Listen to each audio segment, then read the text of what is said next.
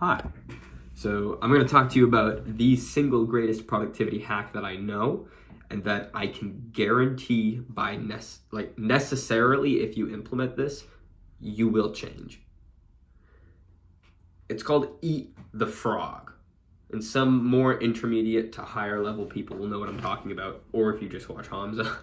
But essentially, eat the frog is the idea that, like, if you had a bunch of plates for a meal and one of them was a frog, you'd want to eat the frog first to get it out of the way, because then you could go on to enjoy dessert or whatever.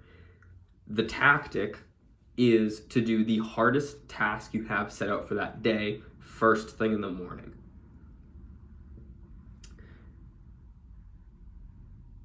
It is the task that you do for your deep work time. And your deep work time is a block of time that you have set aside to have no distractions, to just bang out the work that needs to be done. That's eat the frog. I can't stress how incredible it's been, how, I don't know if I should say life-changing, but perspective shifting it's been for me. It does a couple invaluable things for you. One of them is that it keeps, you might know this or experience this too if you're around my age. I'm 17, I'm a junior. I, over the weekend, can get very focused and feel very purposeful and excited, and like I'm zoning into my work, I'm zoning into the things that I'm passionate about, and I feel like my life can reach a pretty good balance over the weekend. And then I get to school, and when I'm in school, it like saps me of that mindfulness. And I start to think about grades, and I start to think about like what other people think about me and the drama that's going on at school. And by the time I get home, my mindfulness has been sapped, my mental bandwidth has been drained, and my purpose is no longer at the forefront of my mind. I'm no longer initially like motivated and excited. I'm focusing on stuff that happened at school. And something that this helps with is keeping the important things, the things that you're genuinely valuing at your purpose or your mission, at the forefront of your mind all day. For instance, I am starting to use a timetable, and today I woke up at 4:30, did my morning routine from 4:30 to 5, and then I ate the frog for 5 to 6, which involved listing out a bunch of raw video ideas that did well, and then I picked a few that I want to make edited videos on, and then I picked one and I listed out a bunch of titles, and then I sketched thumbnails. That was the most extensive task that I had planned out for today, and it's usually scripting or editing, but that was the most extensive task that I planned out for today. And then all day I had this incredible ability to have kind of this dual-minded focus, which is like, instead of school being the main bubble of my mind for the day, and then I have to come home and try to fit in my purpose, or fit in, when I say purpose, I mean it as the goal that I am most passionate about at this moment. I have a video, the three stages of life, the pyramid of life, whatever. You should go watch that. I explain purpose and mission. I'm going to use mission. It makes it so that my mission is at the forefront of my mind, and when I go to school, school is the additive in my mind. School is not the main focus. And then I can come home, and it's an easier shift coming home, getting right back into the things that matter.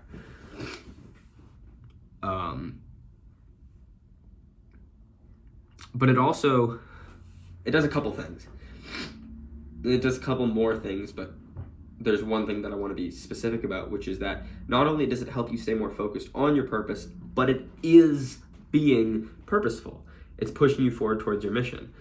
And that, not only does that make you proud, like it's just a good feeling that you do the hardest thing at the beginning of your day, especially on a Saturday. You do the hardest thing at the beginning of your day.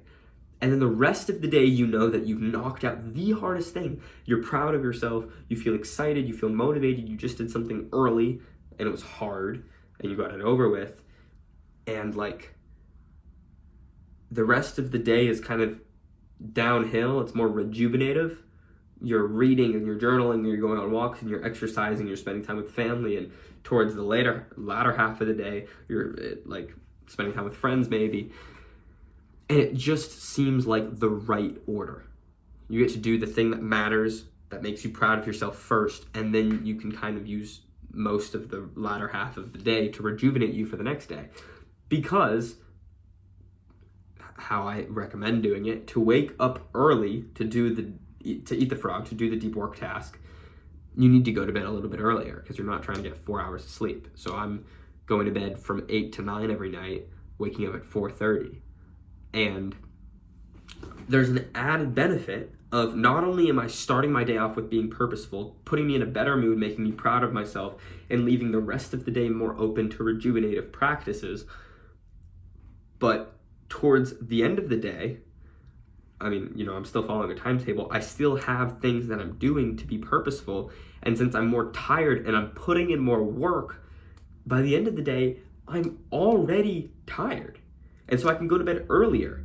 And so going to bed earlier does two things as well, which is one, going to bed earlier means any more things that I want to get done, I have to confine into a smaller block of time. So I have to be more optimal, be hyper purposeful, but also, I have to be hyper purposeful, which removes the ability to waste time. When I have to consolidate my time and be efficient with my time, and I'm like focused because there's this much to do, but I've give myself this much time because I have to go to bed earlier.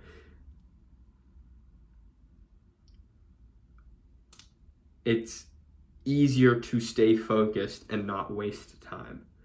And then I have to go to bed earlier, which I think is just a better habit to get into. But it's also like,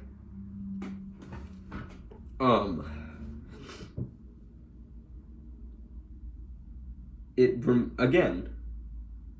removes the ability to waste time. And I think that's huge, because I think if you're focused and you're being purposeful, like, it removes the ability to waste time. Wait, one second.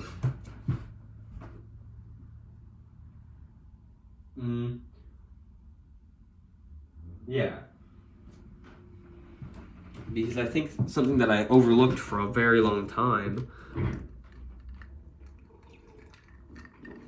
is that you don't want to just stop doing bad habits that waste time, but you have to fill that time up with something good.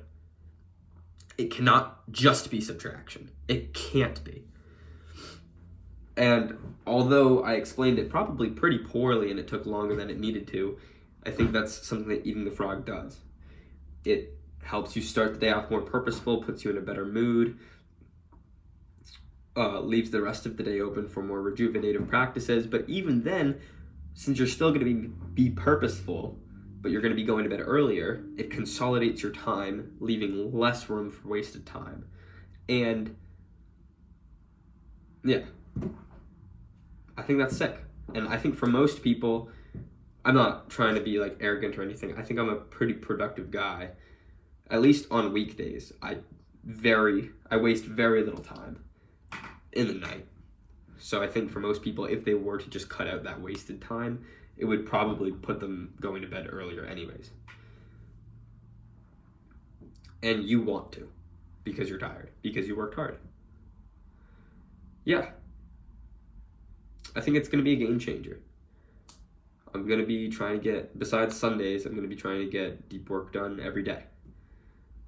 Relentlessly pursuing killing the current version of myself, rebuilding and refining a new identity for myself with the foundation of Christ, of course, as in my identity, its foundation is in Christ, and relentlessly pursuing growth of my goals. Yeah, and I think it's going to be a game changer for all of that. One more thing. In the last video, I talked about how I'm going to go on a dopamine detox, and today is officially day one. I'm not going to read it all to you now. Maybe one day I will, but it was very personal. and I wrote it to be in effect till, and I quote, at least the end of senior year. Again, I'm gonna like, I hope that was too quick to read, but I literally wrote a contract with myself, and it's titled Killing, and that is of the idea of like killing this current version of myself. And I signed it in gold Sharpie, and it lists the things I'm going to do, the time frame that I'm going to do it in, specifications. And at the bottom it says, this document is subject to change, kind of like the Constitution. I can make amendments because it's going to be in effect till at least the end of my senior year when I'm done high school. And a lot can change in that time. So if I find something that I listed here that isn't the best way to live my life, I can change it, or I can add stuff like rules. I can add rules. This is not a free cope card. But signing this, and I did some praying too, signified the start of my dopamine detox. Whether I like it or not, whether I fail or not, whether things feel like they're going poorly or not, I am on a dopamine detox. 2 things on that. 1, which is the thing I wanted to get at. Last video when I talked about that, I was talking about I want to have this big symbolic act of this is the start of my dopamine detox. This is the start of a new path, a new journey in my life. This is the start. This is where things change. Even though not all of me feels 100% aligned with the decision, because there is part of me that's coping and that's like, oh, I don't want that to happen. I'm just marking the point of this is where I am taking a different path, even if I don't feel 100% good about it all the time.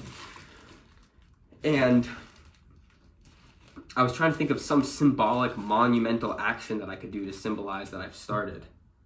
Some people shave their head or move out or whatever. And then I was talking with my parents, and they came up with a good idea. I didn't initially want it to be a process, but I've been wanting to do this for a while, and I think it's pretty symbolic. I'm going to, over the next year, tear down the blue wallpaper, and I'm going to put up new walls and paint the walls in my room, and I'm going to redo my room. And that serves two reasons. 1, a dramatic change in environment can create a dramatic mental shift, and that is the goal. 2, it's a symbol of tearing down of the old and building up of the new, which is really the deep theme of this dopamine detox.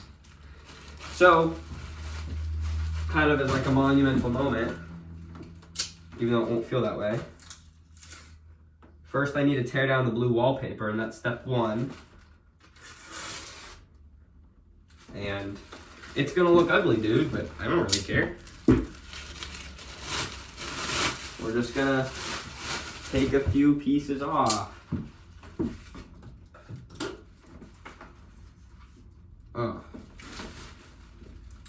But the second thing was, for my dopamine detox, was that I had some comments that maybe I was poor at communicating it. They misconstrued what I meant by dopamine detox.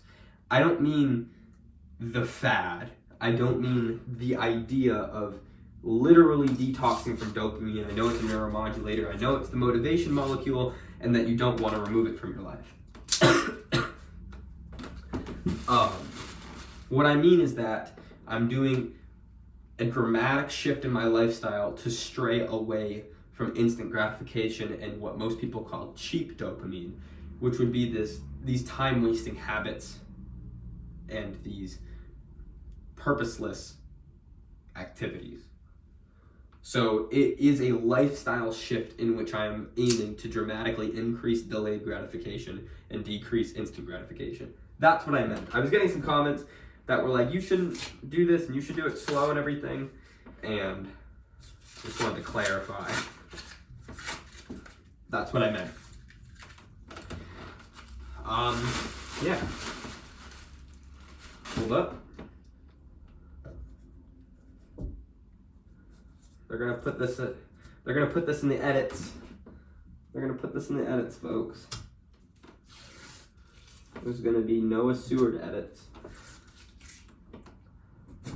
That was one thing I liked about Hamza, is that he started from the beginning when he was when he was still a drug and porn addict, and he wasn't as jacked as he is now or rich as he is now.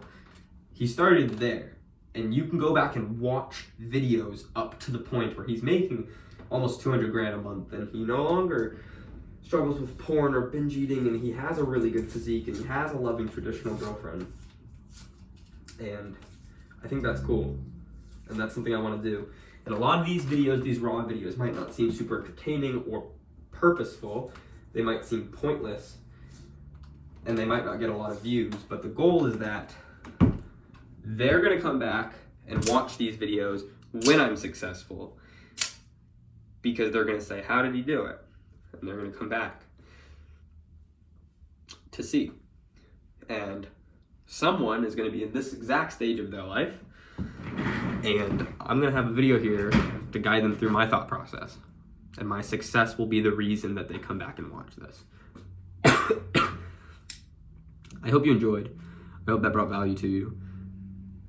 And I hope you all have the bestest of days. I will see you all in the next video. Bye, guys.